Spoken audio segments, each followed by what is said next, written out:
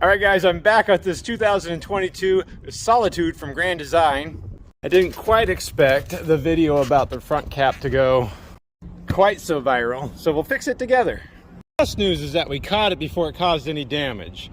And the better news is that really it's not that much work to fix it, and it won't cost that much.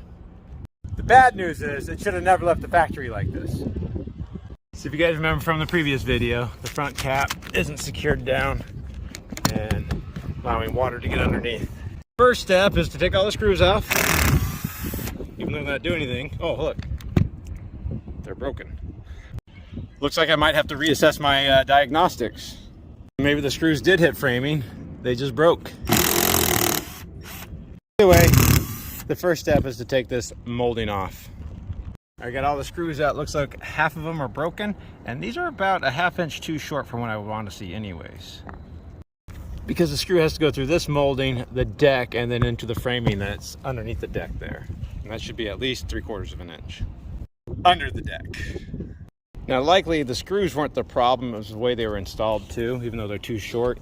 What happens a lot at the factory, they don't pre-drill the holes, they just use the self-tapping screws, like this guy right there. And so then the screw grabs onto the deck and the framing at the same time, and those threads get stretched because they're grabbing on too much at the same time. Usually that'll prevent this from sandwiching down tight too, so you should be pre-drilling these at the very least. Really only want the screws to be grabbing the framing underneath the deck, not the deck. Luckily it's out in the sun, so I can cut through this die core sealant pretty easily.